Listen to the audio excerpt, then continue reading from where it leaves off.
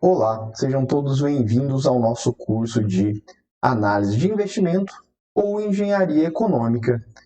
Dois nomes utilizados aqui na nossa Unifei para falar do mesmo assunto. Em suma, o que vamos fazer nesse nosso curso? A gente vai ver nesse curso ferramentas, instrumentos que vão auxiliar as análises de investimento. Ou seja, pode chamar engenharia econômica, mas no fundo, o que a gente quer fazer é verificar se um determinado investimento faz sentido do ponto de vista econômico ou não. E por que o nome engenharia econômica? Porque é um curso destinado para diversas graduações em engenharia.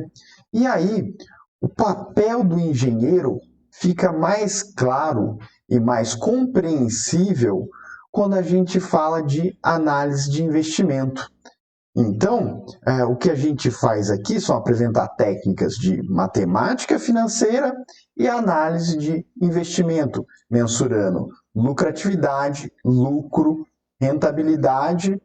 E sendo o engenheiro capaz de dominar essas ferramentas de análise econômica, ele poderá contribuir nas atividades de avaliação de viabilidade econômica dos projetos em que ele estiver trabalhando. Afinal de contas, ninguém melhor do que o engenheiro para conhecer a técnica de implementação de um projeto de engenharia. Portanto, decisões do tipo: vamos expandir a linha de produção utilizando processos automatizados. Não, vamos manter processos manuais.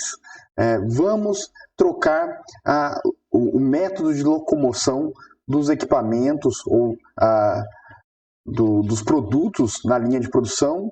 Portanto, o engenheiro que é capaz de utilizar essas ferramentas de análise econômica poderá participar de uma forma mais efetiva da tomada de decisão de investimentos da sua empresa ou da empresa para a qual ele trabalha. Será possível utilizar de forma conjunta o seu conhecimento técnico sobre o problema de engenharia junto com as ferramentas de análise econômica, permitindo assim que a decisão sobre investimento ou não seja tomada de uma forma mais acertada e com embasamento técnico e uso das técnicas corretas do ponto de vista da análise econômica. Vamos ir para o nosso PowerPoint. Eu vou ficar pequenininho aqui no canto da tela e a gente vai começar aí a entender um pouquinho melhor o que a gente vai ver nesse curso de um semestre e que vocês terão, conforme as instruções passadas no aviso da disciplina e no documento PDF disponibilizado na primeira aula, todo o curso desenvolvido através de videoaulas como esta que vocês estão recebendo, sendo a primeira aula, e material em PDF para acompanhamento da videoaula, estudo posterior, listas de exercícios em Excel para treinar a técnica e o instrumento apresentado em aula e as avaliações feitas no ambiente do SIGA da Unifei, onde vocês poderão aí, a qualquer momento do seu curso, respeitando as datas limites, fazer as atividades avaliativas. Então vamos lá, vou ficar pequenininho aqui embaixo e a gente continua olhando aí para o nosso arquivo de apresentação do curso. Tá? Então, na aula de hoje a gente basicamente vai ter uma noção do que trata esse curso. Tá? Vai ficar como opcional, tá? Em uma videoaula separada, aqui a questão da apresentação da calculadora financeira HP 12C. Tá? Ela já foi muito utilizada no passado, era um instrumento fundamental para o uso da técnica de matemática financeira, análise de investimento, engenharia econômica, mas hoje em dia, como nós sabemos, todo mundo tem aí planilhas eletrônicas disponíveis na palma da mão no smartphone, no notebook, no tablet. Então a HP12C acabou caindo um pouco em desuso. Ainda é uma ferramenta interessante, a gente vai ver lá nessa aulinha extra alguns emuladores que cumprem a função dessa calculadora financeira, mas durante todo o nosso curso a HP12C será um opcional. Eu recomendo fortemente que você desenvolva as suas habilidades de análise de investimento utilizando planilhas eletrônicas. Elas são muito mais seguras, você consegue enxergar na tela uma quantidade muito maior de dados e a efetividade, a chance de você errar será muito maior.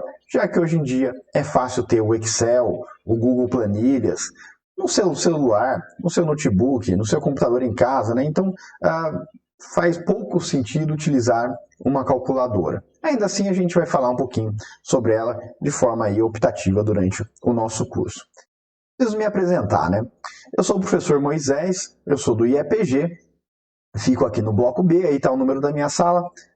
Dependendo do semestre em que você estiver assistindo isso, provavelmente, né, a gente não vai se conhecer aí pessoalmente, apenas por aqui. Nosso contato vai ser via e-mail, estou sempre à disposição aí, mandem e-mail.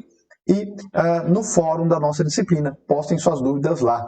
A sua dúvida pode ser a dúvida de um colega também e fica mais fácil para todo mundo se ao postar eu responder lá e todos poderem ver, né, aí a discussão que se desenvolveu, a resposta e não terem problemas com a mesma dúvida, tá? Quem quiser saber um pouquinho mais sobre mim, tem aí o link para minha página no sistema da Unifei. Bibliografia. Nosso curso terá aí 2 bibliografias básicas. O livro do Samanês, tá? Da editora Pearson. Portanto, é editora Pearson, portanto, você tem acesso online.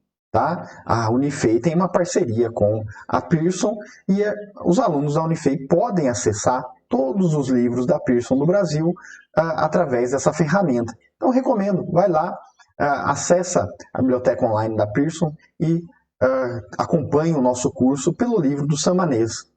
Opcionalmente, também tem aí uma apostila dos professores Pamplona e José Arnaldo, muito interessante, bastante resumida, vai direto ao foco, sobre os principais conceitos também que a gente vai ver no nosso curso. Tá? Então, essa apostila, vocês podem fazer o download aqui na nossa página do curso, está ali já na primeira aula disponível para vocês.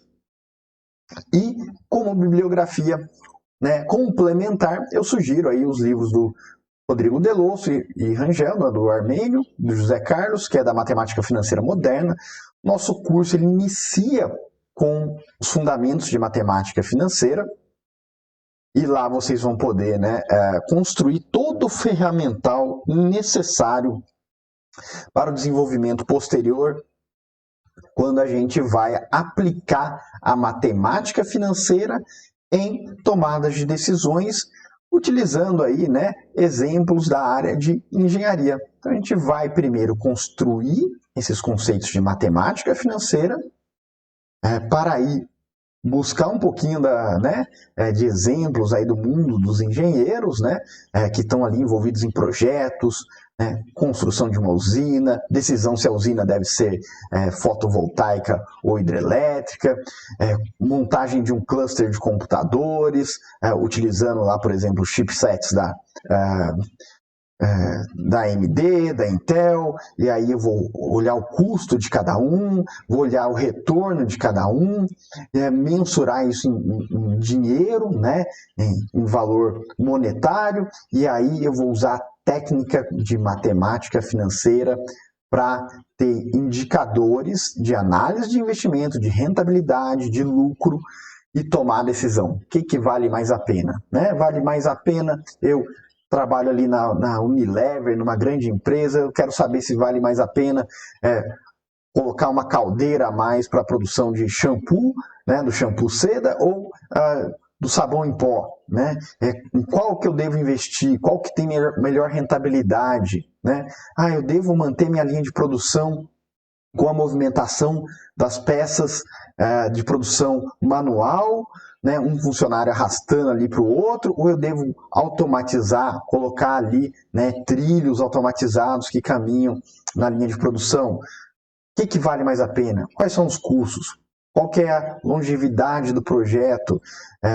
Qual que é o custo de capital? Né? Eu tenho esse dinheiro disponível para fazer esse investimento? Eu vou precisar pegar dinheiro emprestado? Então são questões que a gente vai tratar que vão linkar aí problemas da engenharia, da técnica, do desenvolvimento de um projeto dentro de uma empresa, do setor público que seja, uma empresa privada, né?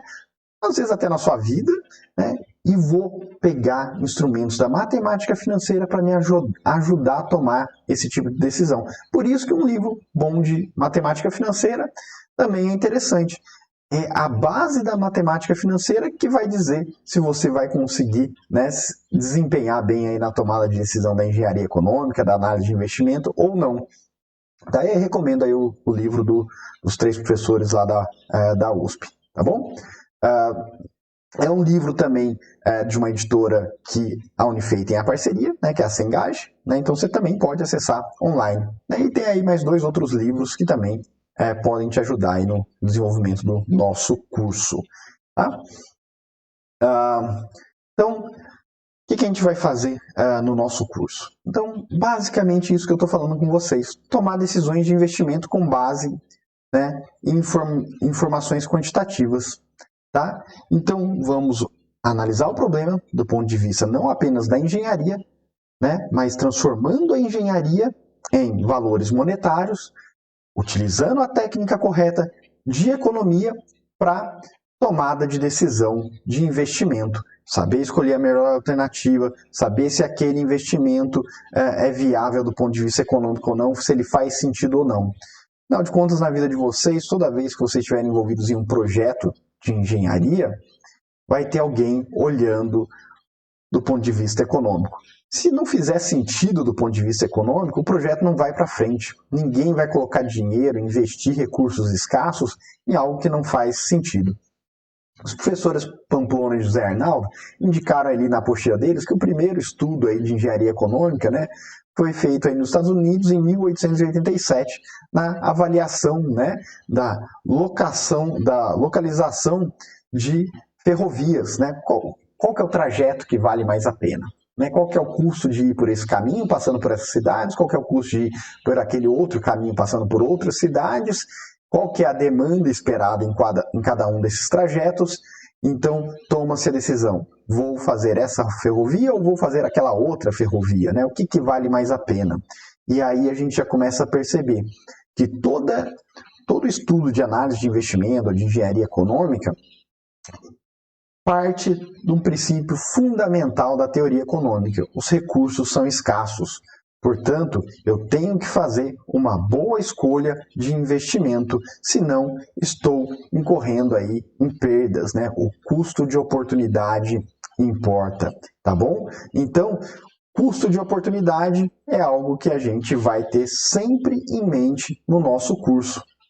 Portanto, sendo capaz de utilizar esse ferramental de análise de investimento, o engenheiro poderá contribuir aí para a tomada de decisão correta dos investidores que buscam a maximização do lucro. Né? E aí a gente começa, né, a já fazer aí uma diferenciação entre o curso típico de Introdução à Economia, aqui na Unifei conhecido como Economia, ECN 001, e esse curso de Engenharia Econômica.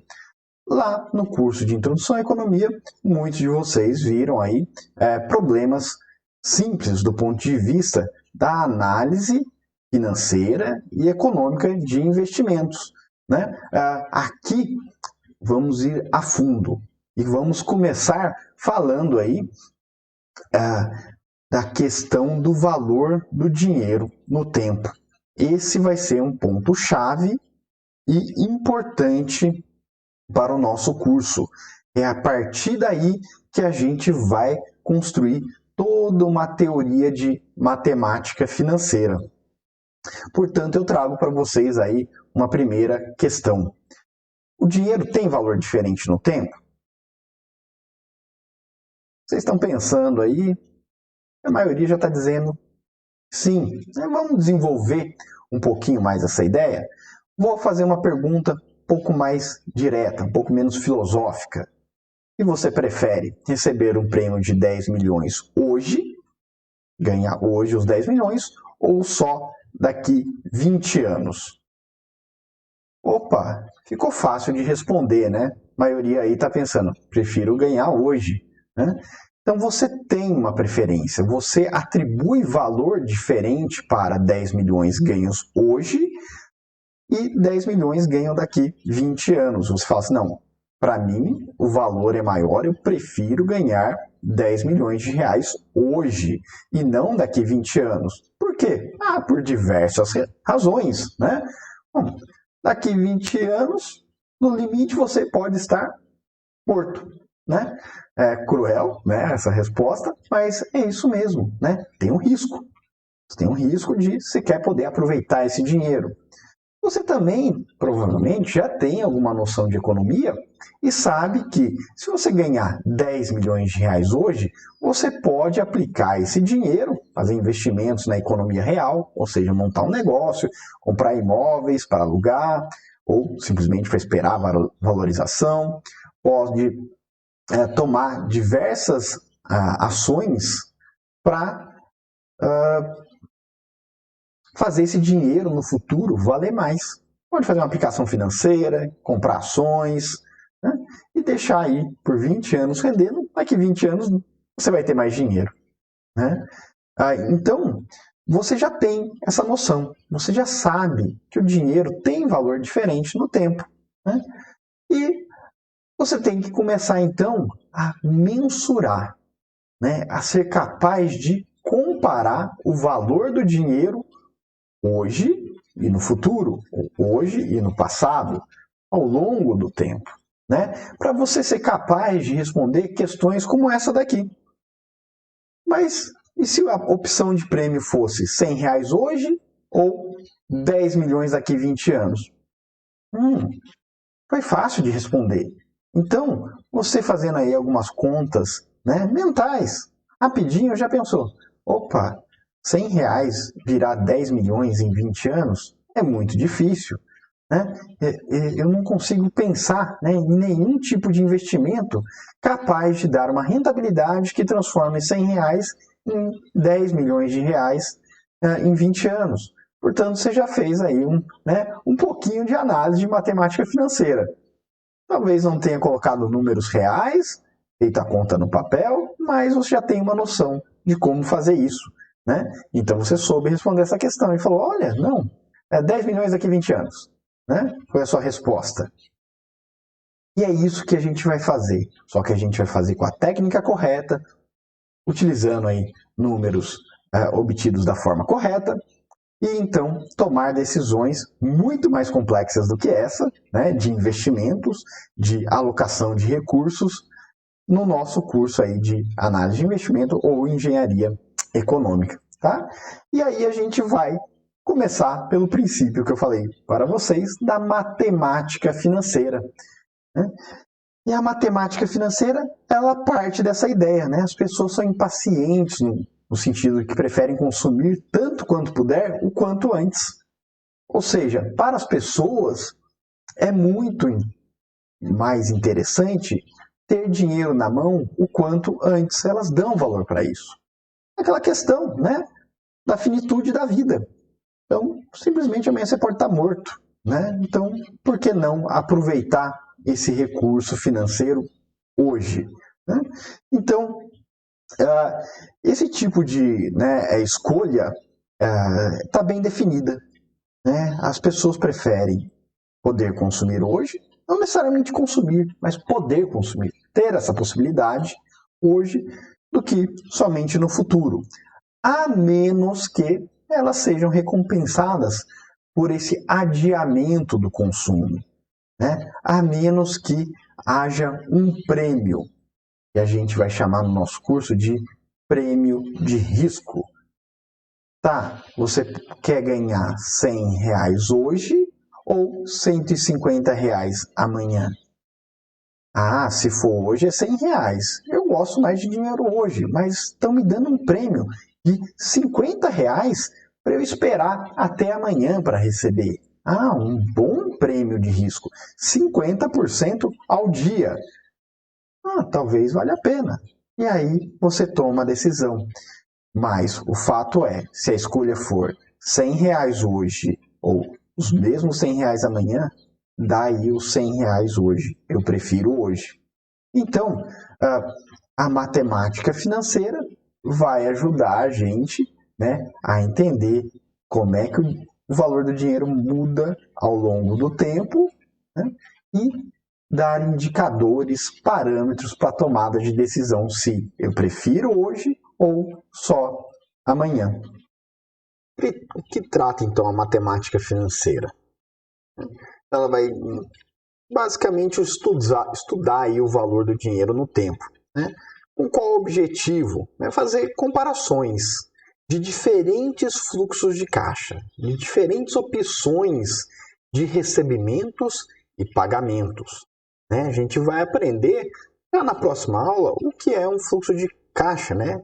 Aquele fluxo, né, de dados que me mostra as entradas e saídas de dinheiro de um negócio, de um investimento.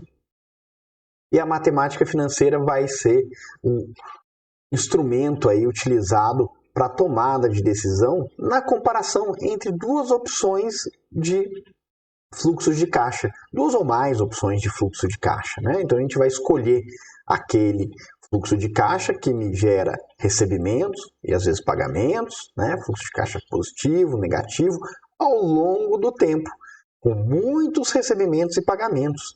Já começa a pensar num projeto, né? Quero montar lá a minha usina fotovoltaica. E aí, né? Qual que é o fluxo de pagamentos? Quais são os custos, manutenção, operação, equipe, né? Quais são as receitas, né?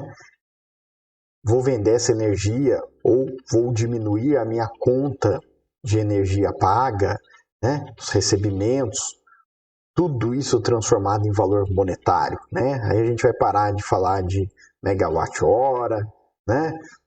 E vai começar a falar em reais, tá? Transformar em dinheiro, botar num fluxo de caixa, quais são as opções, né? As diferentes marcas, equipamentos, né? Inversores, número de placas, vai ser fotovoltaica, vai ser hidrelétrica, né? Quais são os custos de uma, os custos da outra, qual que é a geração de uma, qual que é a geração da outra, né? Comparar esse tipo de opção de investimento. Tá? Então, a gente precisa levar em conta o instrumental da matemática financeira na hora de tomada de decisão de um investimento, pelo simples fato de que, né, pagar hoje é pior, é melhor pagar no futuro, receber hoje é melhor, né? E quando isso vira, né, um fluxo de um projeto, um fluxo de caixa de um projeto que vai durar aí 10, 20 anos, é muito dinheiro entrando e saindo em momentos diferentes do tempo, e às vezes a questão não é tão simples de resolver quanto aquela. R$ 100 hoje ou 150 amanhã? Não. Né? É um fluxo de caixa extremamente complexo, sai e entra dinheiro todos os dias, montantes muito diversos, durante 20 anos, tem que botar numa planilha, tem que usar a técnica de matemática financeira para ser capaz de comparar fluxos de caixas distintos. Tá? Então, lição número 1 do nosso curso. Se você não aprender essa lição, se você errar nesse ponto, todo o resto vai estar errado. Então, ou você faz dessa forma, ou está tudo errado. Né? Então, o que não se pode fazer no nosso curso, né? Uma análise de investimento bem fundamentada, não se pode subtrair ou somar quantias de dinheiro que são recebidas ou pagas em momentos diferentes do tempo. Né? Você não pode, né, fazer assim, vou receber 100 hoje, mais 100 amanhã, mais 100 daqui 2 dias, então vou receber 300, e isso daí é o quanto eu vou receber. Não, 100 hoje não é a mesma coisa que 100 amanhã. Né? 100 amanhã tem um valor menor do que 100 hoje. Né? Amanhã é pior, é melhor receber hoje. Então como é que eu reajusto? Como é que eu trago a valor presente esses R$100 que eu vou receber só amanhã? A matemática financeira vai ajudar a gente a fazer isso, né? A colocar aí num denominador comum todo um fluxo de caixa, de tal forma que, por mais complexo que seja esse fluxo de caixa, né, com vários recebimentos e pagamentos, eu consiga somar, não através da soma simples, né, através da técnica da matemática financeira, os valores e resumir em um único valor comparável com outros fluxos de caixa. A matemática financeira vai ajudar a gente a fazer isso daí, tá bom? Então, basicamente, o que a gente tem que entender é que na matemática financeira a gente vai precisar corrigir os valores ao longo do tempo. Afinal de contas, receber só amanhã ou daqui 20 anos me tem um custo de sacrifício, né? Então eu preciso de uma recompensa, né? E aí eu só vou topar receber daqui 20 anos se esse pagamento tiver o que a gente chamou lá de um prêmio de risco, né? Mas não é só prêmio de risco, não. É recomposição financeira, tem inflação, né? Então a gente tem que ter uma, né, recomposição do valor do dinheiro no tempo, né? E na hora que a gente somar tudo isso que a gente exige, né, de retorno para poder aceitar receber daqui 20 anos e não hoje, eu vou chamar isso aí de uma palavrinha que vocês já conhecem muito bem. É o tal dos juros, né? Então, o que é os juros? Eu gosto de dar um significado aí bastante simples, bastante compreensível para os juros, quando eu vou apresentar esse conceito para os alunos de um curso aí de engenharia econômica, né, de matemática financeira, de análise de investimento. A ideia aqui é o seguinte: os juros, né, ele envolve muitas coisas. Prêmio de risco, recomposição financeira, né, retorno. Então tem muita coisa ali. Mas vamos pensar de uma outra forma, uma forma um pouquinho mais simples. E aí eu vou chamar vocês para uma historinha aqui, fora aí do nosso ambiente de matemática financeira, e chamar vocês para conversar um pouquinho sobre a vida, né? Então vamos falar um pouquinho aí sobre a vida, né? E vamos lembrar o seguinte: quando vocês vieram para Itajubá, muitos vieram de fora, alguns já são daqui, mas os que são daqui também têm amigos que vieram de fora, né? Qual que foi a primeira coisa com que você se preocupou, né, quando resolveu, né, você que é de fora, resolveu vir estudar na Unifei? Provavelmente foi ter um local para morar, dormir, né? Se fosse, puxa, não é legal dormir na rua, né? Então vamos procurar um lugar para a gente poder dormir, né? Um quarto numa república, uma kitnet, um apartamento, uma mansão com piscina. Cada um teve aí a sua, né, as suas possibilidades de escolha de local para dormir. E aí você, né, precisa de um local para dormir, você tem algumas opções, né? Você poderia comprar um kitnet, comprar um apartamento, comprar uma casa. Você poderia alugar, né?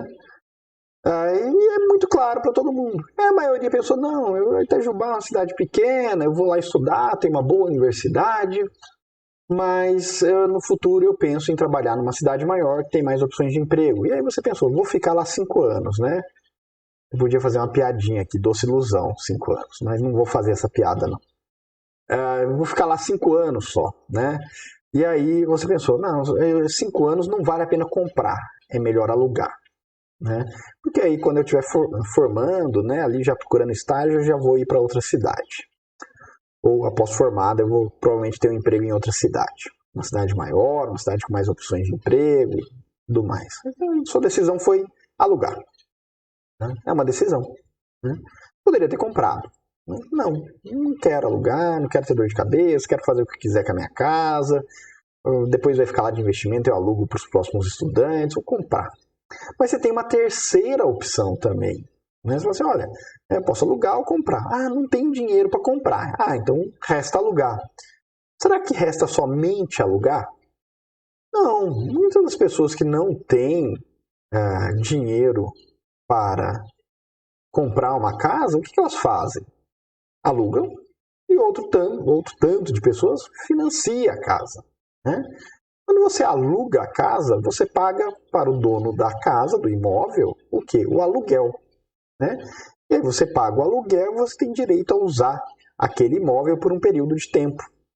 Tá? Então isso é o aluguel, né? O aluguel do imóvel, né? A outra opção seria financiar. E quando a gente está financiando, o que a gente está fazendo? A gente está falando, olha, banco, eu quero uma casa, mas eu não tenho dinheiro. Você tem dinheiro, você me empresta esse dinheiro e eu te pago juros enquanto eu estiver usando o seu dinheiro, e aí eu posso comprar a casa. Notam a similaridade? Então, quando eu alugo a casa para eu poder usar a casa que não é minha, eu pago o aluguel. Quando eu pego dinheiro emprestado de alguém para usar em meu benefício, ou seja, para eu poder ter uma moradia, e eu pago pelo uso desse dinheiro, eu chamo de juros. Então, o que é os juros? É o aluguel do dinheiro. Né? Quando é imóvel, a gente chama de aluguel. Quando é dinheiro, a gente chama de juros. Né? Então, essa analogia eu gosto de fazer porque fica mais fácil de entrar na cabeça das pessoas qual que é a função dos juros. É remunerar o dono do capital. Tá? Vamos voltar para o nosso PowerPoint. E aqui a gente entende um pouquinho isso daí. Né? Quando alguém quer alugar um imóvel, terra, um pedaço de terra, um terreno, a gente paga um aluguel. Né? Quando alguém quer usar o imóvel de outra pessoa, a gente fala, paga um aluguel. Quando alguém quer usar o trabalho de outra pessoa, paga o quê? O salário da outra pessoa. Quando alguém quer usar a técnica, o conhecimento, a marca de outra pessoa, paga o royalty. Quando alguém quer utilizar aí a gestão de recursos feita por alguém, recebe, essa pessoa recebe o lucro. E quando é o dinheiro, quando eu quero usar o dinheiro de outra pessoa, eu pago os juros. Essa pessoa recebe os juros. Compreendido?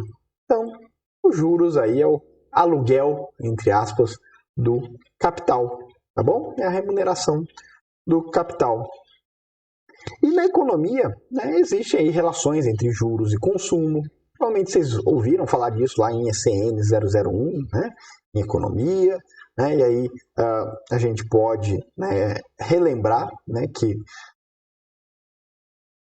se você tem um bom juros, uma boa remuneração do seu capital, isso te predispõe, te estimula a adiar o consumo. Não, eu não vou querer sacar esse dinheiro para eu consumir hoje, porque se eu deixar rendendo no meu investimento, no meu negócio, no banco, daqui a um tempo eu vou ter um montante maior de dinheiro. E isso me interessa. Então você vai lá, e adia o consumo, objetivando aí ver o seu dinheiro crescer, se beneficiar dos juros.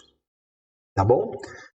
O que o juros está remunerando? O risco, que a gente já falou, a incerteza, eu não sei o que vai acontecer no futuro. Então, eu preciso de um prêmio para topar, adiar aí o meu consumo. A perda do poder de compra do capital, ou seja, a inflação, e esse desgosto que é não ter o dinheiro hoje disponível para eu poder consumir. Tá bom?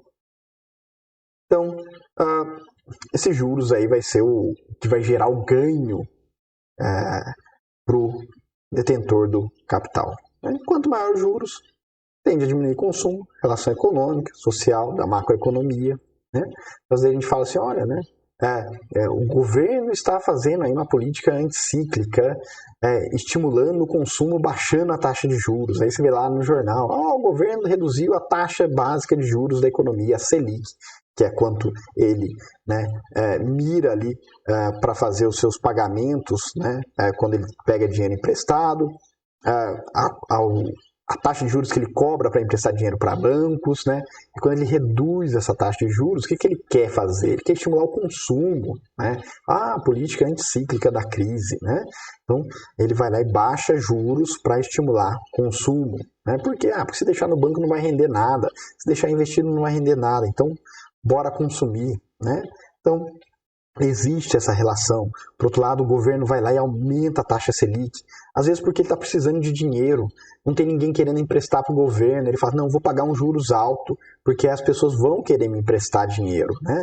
Daí vem um monte de investidor doméstico, brasileiros, né, estrangeiros também, falam, não, toma aqui meu dinheiro, ó, tá rendendo 30% ao ano, né?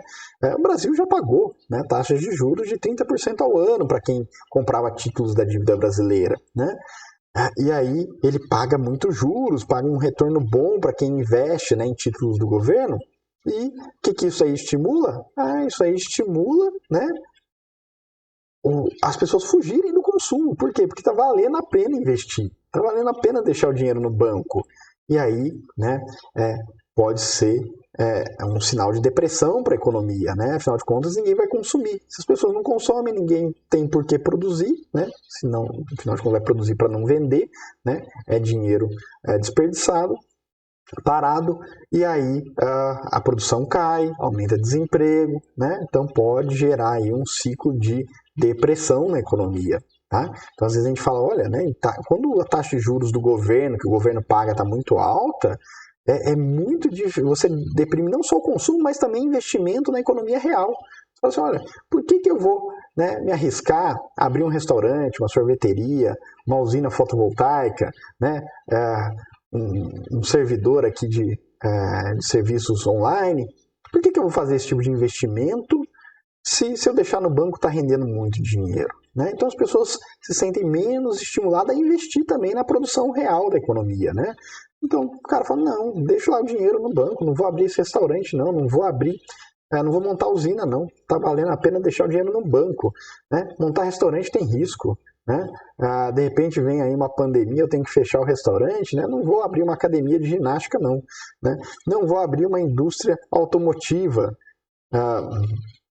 porque eu tenho que ter uma lucratividade muito alta nesse negócio para compensar aí, né, o retorno que eu já teria deixando esse dinheiro no banco. Né? Então você reduz consumo e reduz também investimento. Bom, um pouquinho de economia aí, só para a gente relembrar alguns conceitos que vocês já devem ter visto lá no curso de ECN para os que fizeram. Né? Então, análise de investimento, ela vai, né, se pautar aí na matemática financeira. A engenharia econômica vai se pautar na matemática financeira, unir, né, o instrumental de matemática financeira com a técnica da engenharia. Né? O engenheiro civil sabe lá quanto é que custa para fazer uma rodovia, né? O asfalto, cimento, concreto, tal, precisa, quanto de cada um. Né? O engenheiro elétrico sabe lá da usina, e assim por diante, né? O pessoal lá da informática sabe sobre os computadores, ele sabe a técnica, e aí ele vai pesquisar custos, e aí ele tendo a técnica de análise de investimento, pautada na matemática financeira, vai saber, né, sugerir qual que é a melhor opção. Né? Provavelmente, né, vocês vão estar envolvidos em projetos na carreira de vocês, vai ter um diretor financeiro, esse diretor financeiro vai pedir, né, informações aí, não só do ponto de vista técnico de custo para vocês, mas ele vai querer ver números do ponto de vista econômico, né, rentabilidade, lucro, para poder tomar a decisão de vai para frente o projeto ou não vai. Né? Ou quais são as alternativas. Né? Então, preparar um estudo de engenharia econômica provavelmente vai fazer parte da vida de vocês se vocês estiverem envolvidos aí em novos projetos dentro da empresa. Né? Quando o projeto é muito grande, vocês vão ter aí, né, uma equipe trabalhando em conjunto. Né? Essa equipe vai, né, ter engenheiros que conhecem as técnicas, os custos, etc. Economistas que entendem muito dos indicadores econômicos, contadores para auxiliar na parte contábil, afinal de contas no Brasil é um desafio a parte contábil, impostos, taxas, etc. Né? E aí você faz um projeto. Né? Eu estou aqui na equipe de engenharia da construção de um aeroporto, de uma usina hidrelétrica, né? De uma rodovia de 2.000 quilômetros. Né? Então essa é a equipe. Né? que é um projeto muito grande. Ele tem que ter um estudo de análise de investimento, de engenharia econômica muito bem elaborado. Afinal de contas, serão bilhões e bilhões de reais investidos nesse tipo de projeto. Né? Então, a gente vai, na maioria das vezes, aí, né, tá trabalhando com alternativas de investimento, nem que a alternativa seja única e exclusivamente deixar o dinheiro no banco, né, deixar o dinheiro rendendo aí a taxa básica da economia. As alternativas devem estar expressas em valor monetário, né, em dinheiro. A gente vai falar apenas das diferenças entre as alternativas, o que é igual, não faz sentido ficar, né, botando para dentro do modelo, afinal de contas não vai gerar diferença na decisão, no processo decisório. Né? A gente sempre irá considerar que o dinheiro tem valor diferente ao longo do tempo, ou seja, os juros vai estar nos nossos problemas. E a gente vai dar, né, destaque para as análises que consideram presente e futuro. Né? Então a gente vai estar falando aí de projetos de investimento, projetos de engenharia, né, que precisam ter o seu lado econômico avaliado, tá bom?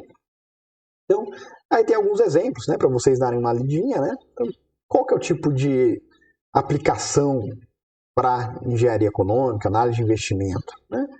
Questões desse tipo, vou efetuar o transporte de materiais manualmente ou comprar uma correia transportadora, né?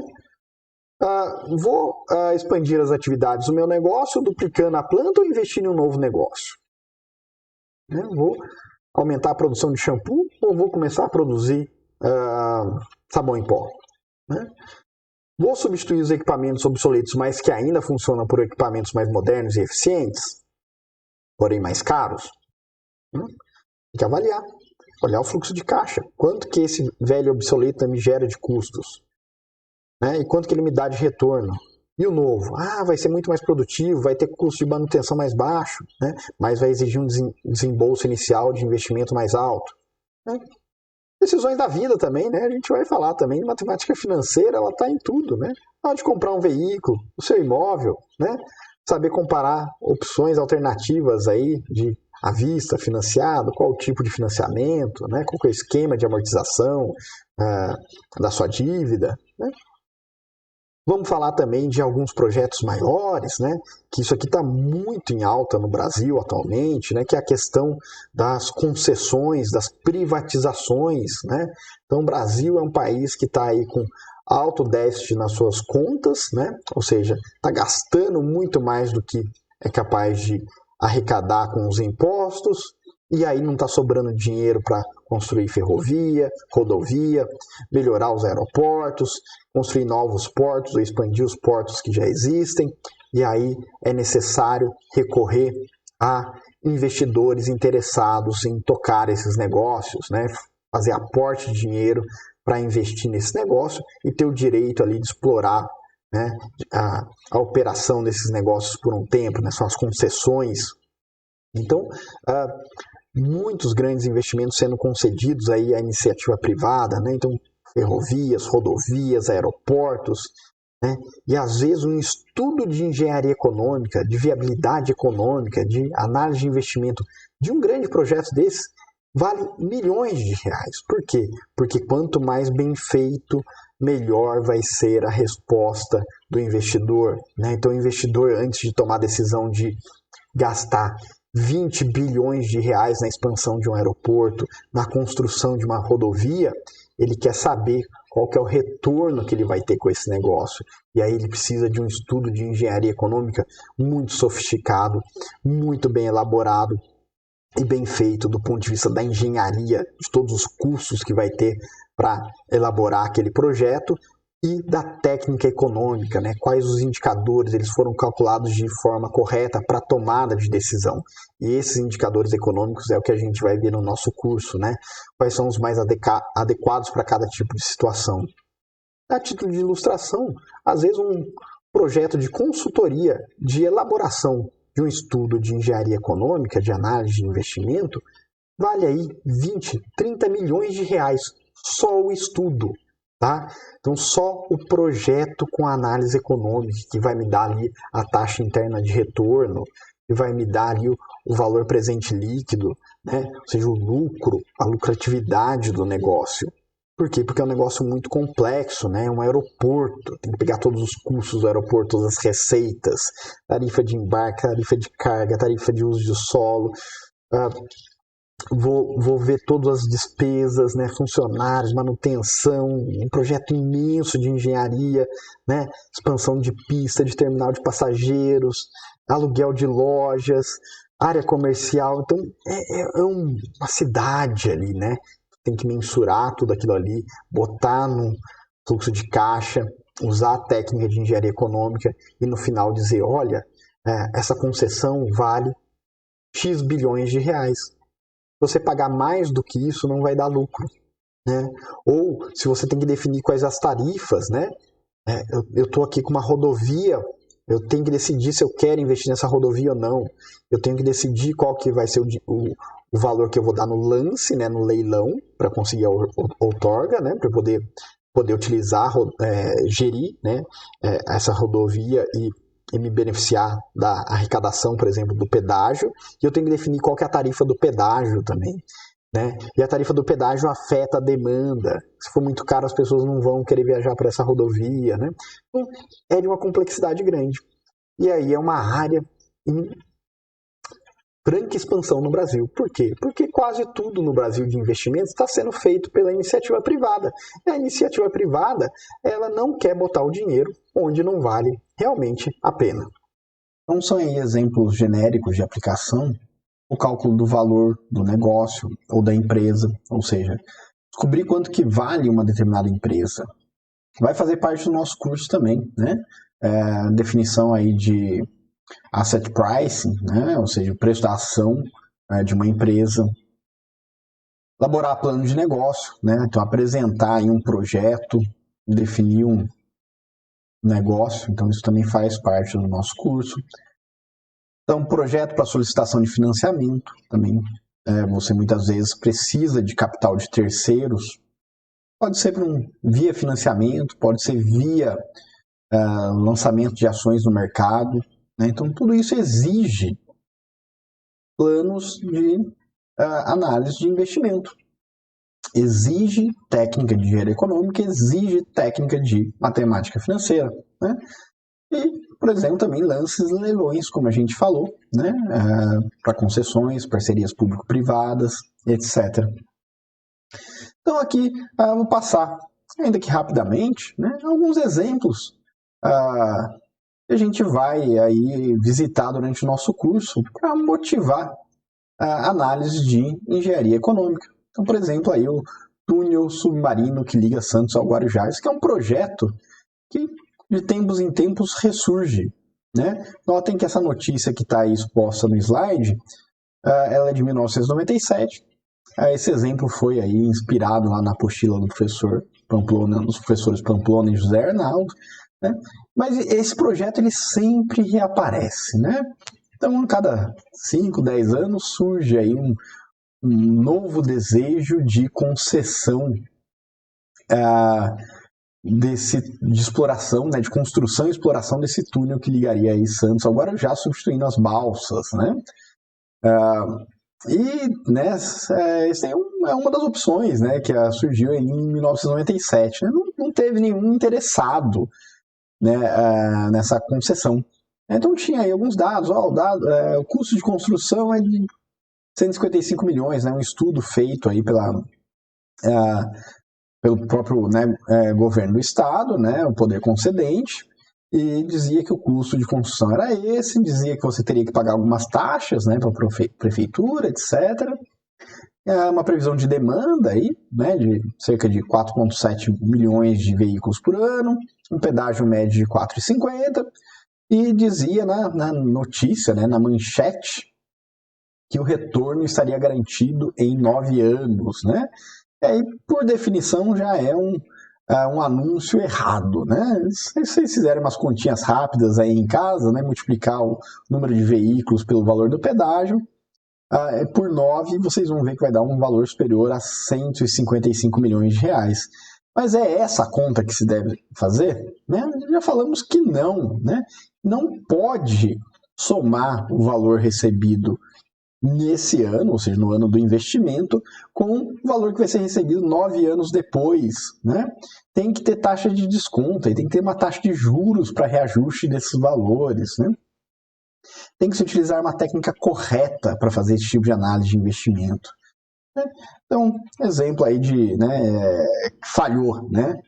Olha, lança lá, faz um projeto, faz uma manchete no jornal bonito falando que é bom e de repente não é, né?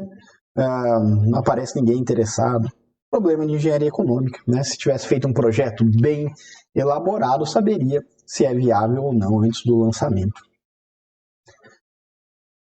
Petróleo, né? Às vezes a gente fala, vê aí falar muito do pré-sal, de repente o pré-sal é maravilhoso, e às vezes não é mais maravilhoso, é um péssimo negócio. E é isso mesmo, né? Investimento em extração de petróleo depende. Depende do quê? Depende do preço do barril do petróleo. Se o preço do barril do petróleo, né, tá muito baixo, tá aqui, né, não justifica alguns tipos de investimento, né? Então, você pensar lá no pré-sal, quando começou a exploração, né, os primeiros investimentos para exploração, é petróleo de água profunda, né? Custo de extração na época altíssimo. Exigia novas tecnologias, perfurar tão profundamente, né? Custos, tecnologias elevados. Então, se o barril do petróleo não está alto, o valor, do ponto de vista econômico não faz sentido, né? Hoje em dia a tecnologia foi avançando, né? Técnicas de perfuração em altas profundidades, a menores custos, né? Mas isso tudo depende. Se o preço do barril cair demais, né? O barril do petróleo cair demais, de repente volta a não ser viável, né? E aí não faz sentido, né? Você gastar tanto dinheiro para abrir buraco aí, né? E na hora que retirar, o valor do petróleo retirado é baixo, né? A gente fala, né, o volume de reservas de petróleo do Brasil e de qualquer país do mundo, né, ele varia conforme o preço do petróleo no mercado. O preço do petróleo no mercado cai demais, deixa de valer a pena explorar determinados poços, né? Então é um fator importante que a gente vai ver aí nos estudos de engenharia econômica, de análise de investimento, é quanto que vale o preço, qual que é o preço, né? Quanto que vale o produto que eu estou produzindo, né? Se o petróleo está valendo pouco, a gente vai ver que a rentabilidade do negócio vai cair, né? O preço de venda do meu produto está caindo, né? A rentabilidade cai, o lucro cai, né? E aí alguns determinados tipos de investimentos deixam de fazer sentido, né? Então, outro exemplo aí, Belo Monte, né, que também foi muito criticado, né, falando, olha, na verdade não faz sentido você investir esse tanto que está sendo investido para produzir tão pouca energia, né, dadas as restrições ambientais que foram impostas, né, não estou falando que são erradas, né, não, tem que se tomar muito cuidado sim com o meio ambiente. O que se questiona é, faz sentido fazer um investimento tão grande para uma produção tão pequena, né? Um bom estudo de engenharia econômica saberia, né, ajustar investimento e rentabilidade, o que faz e o que não faz sentido, né? Exemplo aí que alguns de vocês não eram pequenos aí, mas que mexeu muito com o Brasil, né? É o caso aí do empresário Eike Batista, né? Que foi aí um dos homens mais ricos do Brasil e chegou até a figurar entre os mais ricos do mundo, né? E ele fazia, né, projetos, planos de negócio, análises de investimentos totalmente equivocados, né? Totalmente mal feitos, ou talvez até mesmo de propósito, né? Enganando os investidores.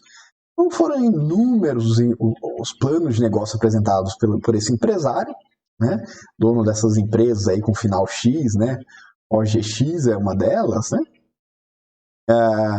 Que dizia, olha, ganhei o leilão de um poço de petróleo, ganhei um leilão de um poço de gás ou de exploração de algum metal, né? Uma mina, tal, e aí agora tá aqui o plano de negócio, vai dar muito dinheiro. Venham investidores, coloquem seu dinheiro aqui, e venham ser meus sócios, né? Lançava as ações no mercado, né? Nas bolsas brasileiras e nas bolsas do mundo afora, e na hora que as pessoas, né, iam verificar a realidade daqueles projetos de engenharia econômica, descobriam que a rentabilidade não era aquela, o lucro não seria aquele, e muitas das vezes os negócios sequer seriam viáveis do ponto de vista econômico. Então, não é à toa que está aí, né, preso, né, foi preso, virou aí um exemplo de fraude no nosso país, né? Então, ele enganou as pessoas com projetos de engenharia econômica mal feitos ou feitos para ludibriar aí os investidores. Né? Outro caso característico aí de projeto de engenharia econômica que indicava em um sentido e a decisão foi feita em outro é o caso aí da refinaria, né, de Abreu e Lima da Petrobras, né? Uma refinaria construída no estado de Pernambuco e, do ponto de vista econômico, não fazia nenhum sentido, né? E foi construída, né? E mesmo dentro da Petrobras, né, antes de começar a construção, já se sabia que não fazia sentido. E eu diria que qualquer pessoa que entenda minimamente, né, de engenharia ou de economia, na hora que você explica para ela o que é essa refinaria, ela fala, não faz sentido, parece que não faz sentido. Né? Afinal de contas, o que é construir uma refinaria no estado de Pernambuco? Né? A gente sabe que os maiores poços, né, as maiores produções e extrações de petróleo estão na região sudeste, Bacia de Campos, etc. Né? Tudo aqui na região sudeste. O maior mercado consumidor de combustíveis está na região sudeste. Então, qual sentido faz extrair o petróleo aqui, transportá-lo até o Nordeste, refinar lá, para trazer para ser consumido de novo na região Sudeste? Alguém explica? Do ponto de vista econômico, não faz sentido. Né? Você está gastando muito dinheiro para produzir algo que não vai ter acréscimo de valor no seu preço final por ter sido produzido nessa região. Então, do ponto de vista econômico, alternativas como refinar, né, próximo do mercado consumidor ou próximo da onde é feita a extração, fariam muito mais sentido. A Petrobras sempre soube disso. Né? E aqui a gente toca num ponto muito importante no nosso curso. Nosso curso, ele dá instrumentos e ferramentas para auxiliar a tomada de decisão no que diz respeito a investimento. Mas ele não, né, impõe a alternativa que deve ser escolhida. Ele dá parâmetros para a escolha. E as escolhas, muitas das vezes, não são exclusivamente pautadas em questões econômicas. Pode ser questões sociais, políticas. Aqui um exemplo. Né? Era um governo que define, né? A gente sabe, a Petrobras é uma estatal, o presidente da Petrobras é escolhido pelo presidente da República, do nosso país. Portanto, pode ser uma decisão política. Né? Eu quero desenvolver o estado do Pernambuco. Né? Ali eu tenho interesses políticos, interesses sociais, pode ser. Quero desenvolver a região Nordeste, quero gerar emprego ali, emprego de alto valor. Né? Pode ser. Né? E aí a engenharia econômica, os parâmetros de rentabilidade podem ficar em segundo plano. Tá? Isso quer dizer que, né, está errada a decisão? Se a engenharia econômica indicou outra alternativa como sendo a melhor? Não quer dizer isso, não. Né? Quer dizer que apenas do ponto de vista econômico não era a alternativa que fazia mais sentido. Né? As decisões, elas vão, né, passar aí por análise, né, do negócio, tipo de atividade, tamanho da empresa, tipo de equipamento, utilização de empréstimo, né, capital próprio, capital de terceiro, lançar as ações no mercado, né, posição de liquidez, tipo de mercado, tudo isso daí, né, vai importar na tomada de decisão. Né. O retorno, né, vai importar também o risco, para no final haver aí uma indicação de qual que é o valor da empresa. Ou seja, até quanto eu posso investir para fazer sentido. né? Quanto que vale essa empresa? Quanto que eu devo gastar para adquirir essa empresa, para construir essa empresa? Então, a engenharia econômica vai nos dizer, vai nos dar essas respostas, tá? Dar esses indicativos. Tá? Então, mas no final das contas, como a gente falou, quem que vai tomar a decisão? É a matemática financeira, os computadores, as técnicas e os modelos que a gente vai ver aqui, né? Os números, o processo de simulação que a gente vai fazer lá no final do curso. Não é nada disso, não são esses, né, os agentes do problema social que tomam a decisão. Eles são apenas instrumentos, tá? E quem é capaz de tomar a decisão? As pessoas, tá? E aí essas pessoas, quando conhecem esses instrumentos, tendem a tomar decisões mais acertadas, tá? Pelo menos do ponto de vista econômico. Então, isso daqui que a gente vai ver no nosso curso são aí os instrumentos que auxiliam a tomada de decisão do ponto de vista da análise de investimento, né, quando a gente olha para a economia. Tá bom? E aí a gente vai ter, né, critérios, né, de aprovação de um projeto financeiro, ou seja, tem ou não tem dinheiro, eu consigo acessar esse recurso, né, eu consigo fazer esse investimento ou não, né?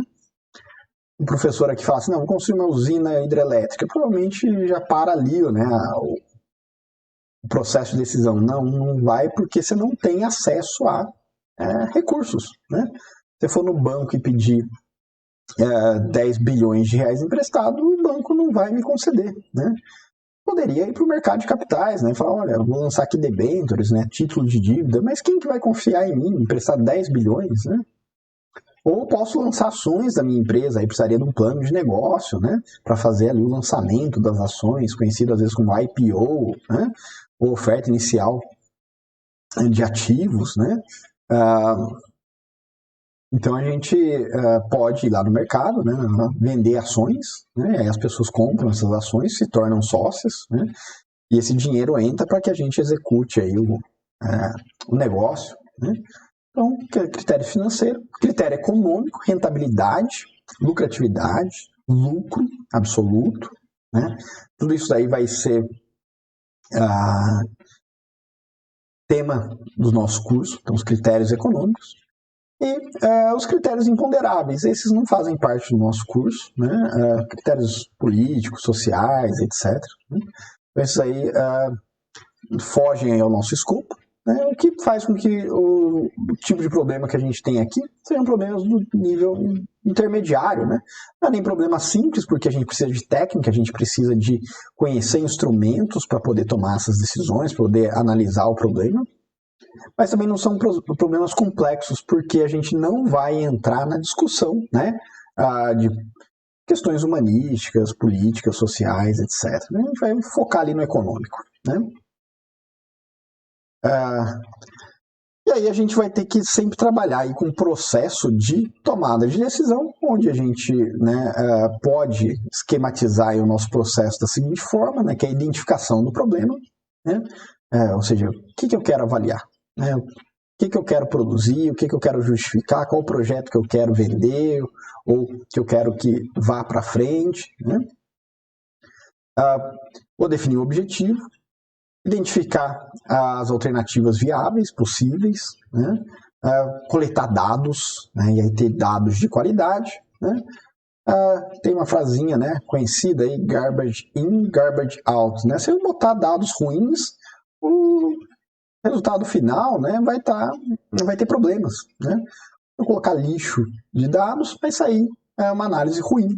Né? Então, eu preciso de bons dados de custos, de receitas, previsão de demanda, tudo isso vai importar muito. Né? Definir o critério de julgamento, né, que não precisa ser um único indicador financeiro, né, pode ser diversos indicadores, aí eu vejo, né, conjunto de indicadores que me levam a uma alternativa, me levam a outra, né? Não precisa ser um único indicador aí de rentabilidade, tá? E aí eu preciso, né, botar isso aí para funcionar, botar os dados dentro dos indicadores, calculá-los, né, e tendo os resultados em mãos, escolher a melhor alternativa tá bom? Então aqui é só um resuminho aí do que a gente falou no slide anterior, deixava depois para vocês lerem, tá?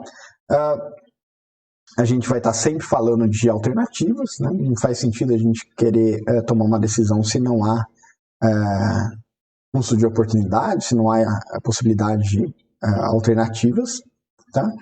Eu vou estar sempre trabalhando em valores monetários, tá bom? Então eu vou ter que converter tudo aquilo que vocês viram nos seus cursos de engenharia para, né, valores monetários. Então não vou falar de 300 horas mensais de mão de obra versus 500 kWh de energia, né? Vou fazer o pessoal empurrar os produtos na linha de produção, ou eu vou ter uma esteira rolante que consome energia?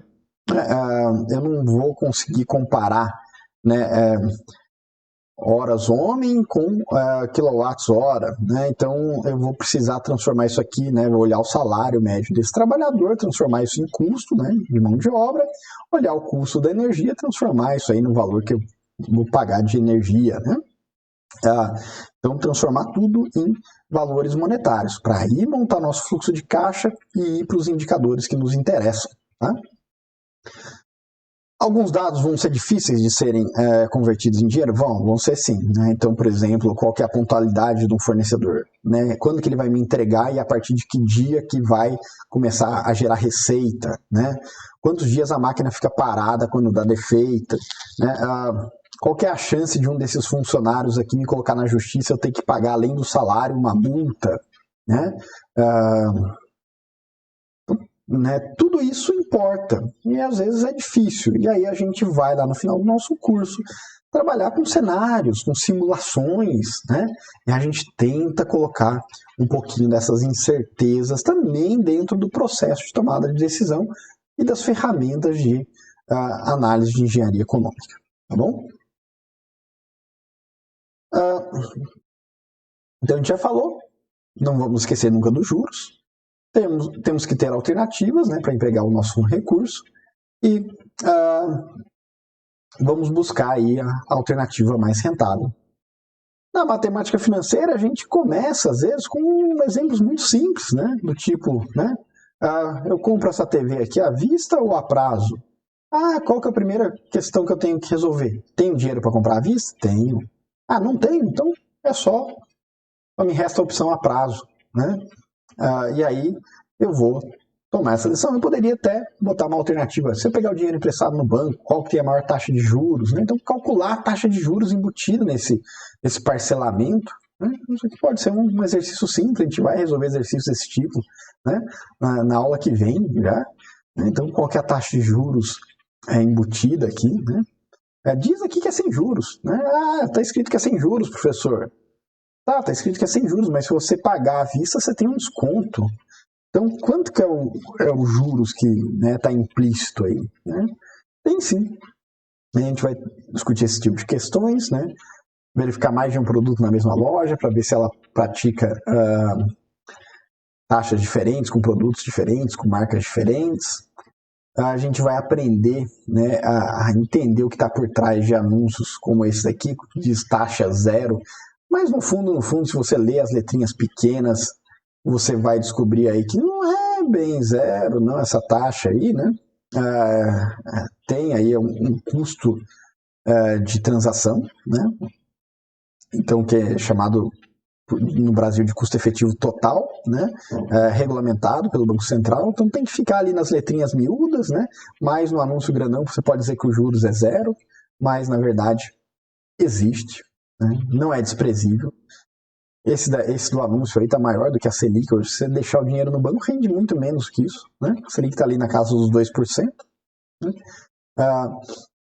Então não é desprezível, não. Né? Da onde vem isso aí? Vamos entender um pouquinho dessa regulamentação, vamos entender um pouquinho das alternativas de financiamento, vamos entender um pouquinho de investimentos, tá?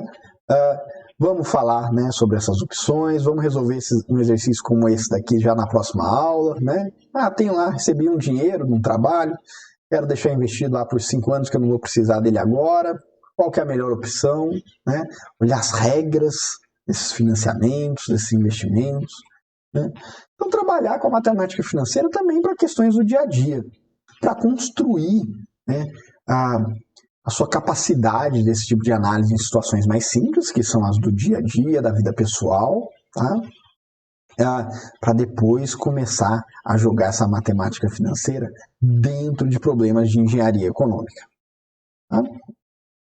Então a gente já definiu, né, o início ali da matemática financeira, né, o conceito da taxa de juros, e do ponto de vista da matemática mesmo, o que é a taxa de juros? É um coeficiente, né, é uma taxa, né, que representa aí o percentual de remuneração do capital. Né? Nossas taxas de juros vão ser apresentadas como? Em forma de percentual. Né?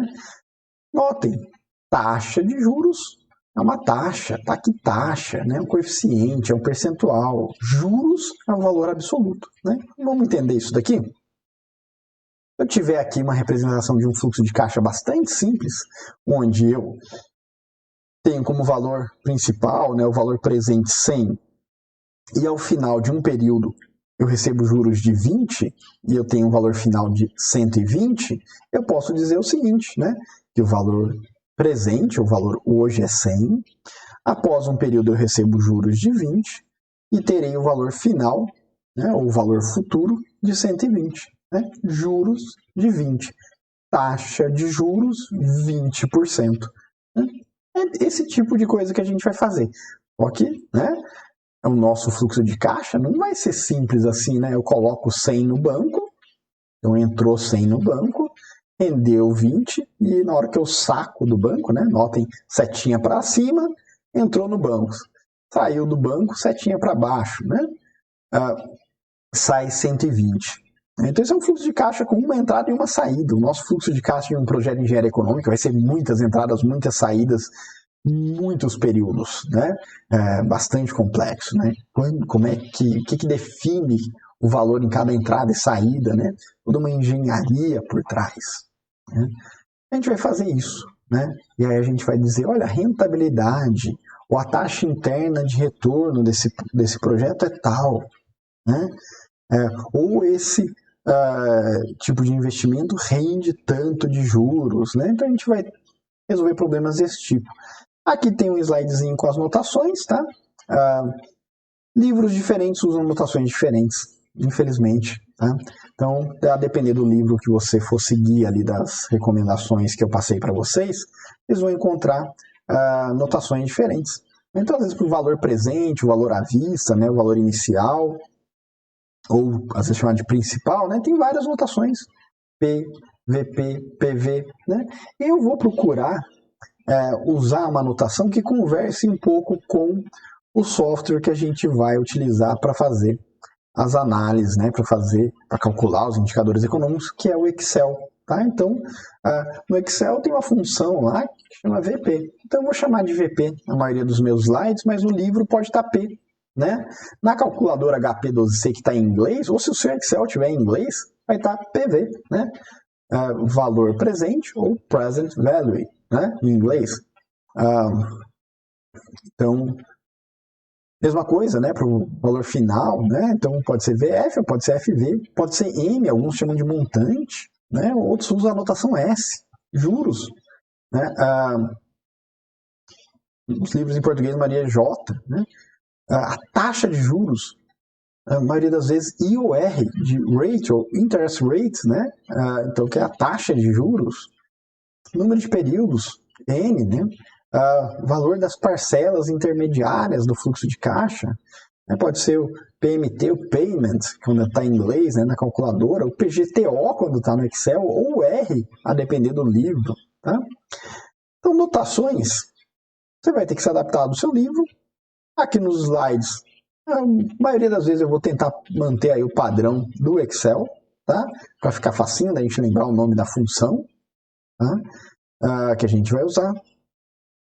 Então, na aula de hoje é basicamente isso que a gente vai ver, tá, pessoal? É só para vocês saberem do que se trata o curso. Na aula que vem, a gente começa de fato, né, com aí os conceitos mais básicos da matemática financeira, que são os conceitos de capitalização, com juros simples e juros compostos.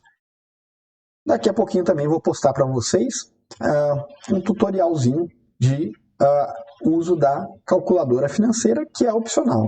O nosso curso vai se focar no uso de planilhas eletrônicas, que fica a seu critério. Usar o Excel, usar o Google Planilhas, ambos cumprem bem aí a missão do nosso curso. Tá joia, pessoal? Então a gente se vê aí na próxima aula.